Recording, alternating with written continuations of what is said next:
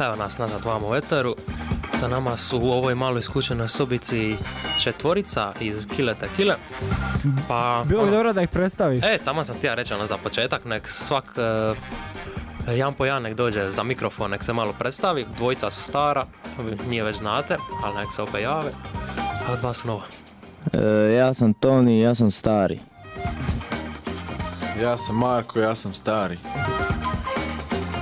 Ja sam Ivan i ja sam mladi. Ja sam Mario, ja sam novi. Ljudi, lipo vas ima vamo. Idemo mi polako na posao, ali šta kaj? Eto, počet ćemo sa pitanjem za Marka, koji je inače kreator ovog projekta Romeo i Julio, pa da te pitam za početak, što su u biti Romeo i Julio? Ja mislim da je kreator Ivan, tako Imaju da se isto pari. prepustit ću mu riječ što se tiče toga. Ispričavam se. Ma ne, hvala na komplimentu. Amo Periću. Ja mislim da je kreator William koji nije ovdje s nama, ali pozdravit ćemo ga. I šta je bilo pitanje? Što su točno Romeo i Julio? Mi smo ih samo je to naveli točno? kao Romeo i Julio. Što je Ja to mislim da bi bilo bolje pitati ko su. Znači, Romeo i Julio su dva momka, s tim da se Julio piše sa J. Dva momka koje imaju svoju priču i koju će ispričati kroz niz situacija u kojima se oni nalaze. Aha. A Romeo i Julio su u svom podnasovu... Julio, molim lje. Da, Julio. Su, kako kaže, prvi hrvatski gay break, njemi musical sinkroniziran na hrvatski. Možete li to sve onako objasniti? Prilično puno ima toga tu. Tako A je. dobro, nije baš njemi, jer tu ima glas koji daje narator koji je ovdje prisutan s vama. A to je ono prvi, pošto je prvija hrvatski, u Hrvatskoj break ima breaka, sinkroniziran na hrvatski, jer je jezik koji je korišten za sinkronizaciju je hrvatski. Aha. Kratko. Super, lijepo si to objasnio. Ne znam, šta ću. Sve objasnio si na onoga gay. A to je ono, vidjet ćete sami, neću puno objašnjavati. Dobro, vamo piše kada je break, šta bi to bilo ono?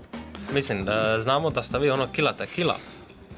Dobro, ima dosta break elemenata, znači break dance je uključen kroz cijelu priču filma, tako da smo pokušali spojiti ta dva elementa, tu romantiku koju likovi osjećaju sa romantikom koju mi osjećamo prema plesu. Kako dirljivo. Je.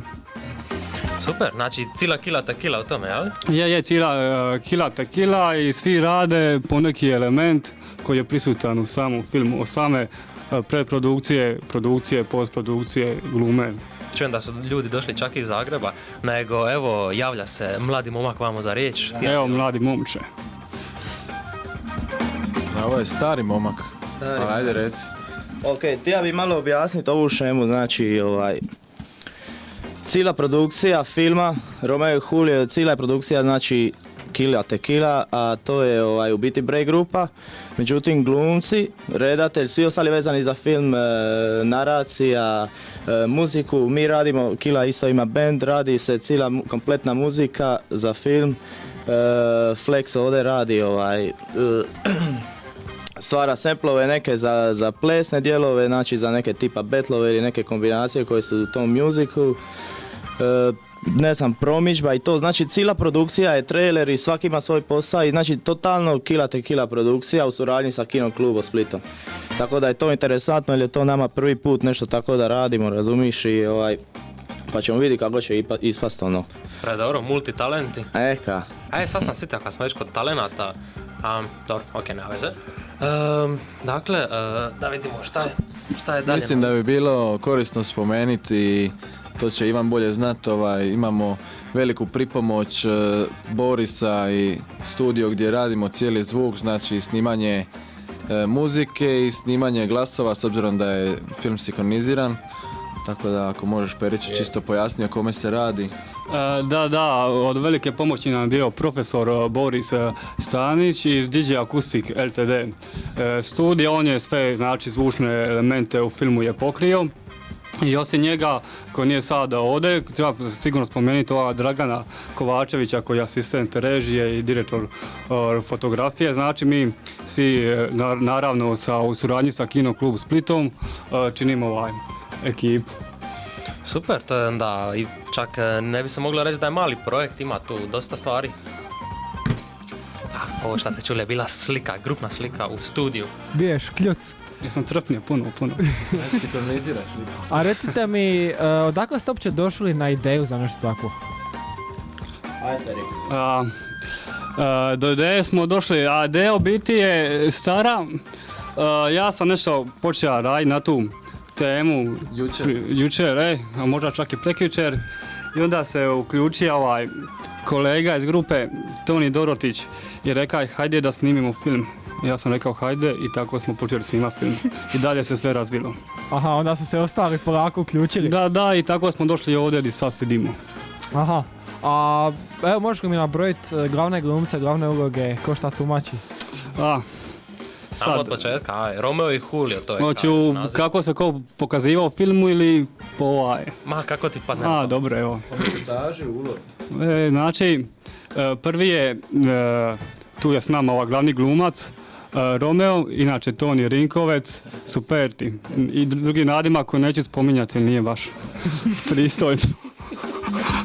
Zatim tu je Toni Dorotić, njegov nadimak mogu spomenuti, zvani Raja. Kao što sam rekao, on je isto sudjelovao u ideji filma. Zatim tu je Mario Kovač. Čekaj, koga glumi Toni Dorotić? Pa Toni glumi Hulja, ako drugog, ako je drugi. A tu je evo s nama Mario Guba Kovač. On glumi Fra Lovru. I ovdje špica Flex Marko Sajc-Budija. On glumi naratora. I Markuzija koji je u biti prijatelj od Romea. I oni su u stvarnom životu i na filmu. A ima tu stvarno dosta uloga tipa Marko Strujanović, šta ja znam, Deni Koraca, Duje, Svup, Dorotić, Šumi, ja ne znam, stvarno svi ko malo bolje poznaje Kilu Tekilu zna ko je sve to i tako da nema sad potrebe, mislim, nabrajate bi, izostaja bi nekoga ono. Cijela grupa u biti, ko je tu je, šta je tu je. Vesela jedna grupa radi film. Molim? Govorim da vesela grupa radi. Vesela je, sigurno sam. Bar nešto. Hvala Bogu, tako je treba biti. Slušaj, evo mi smo sad dosta pričali, hoćemo mi malo na muzike pa se vraćamo kasnije. Mogli smo.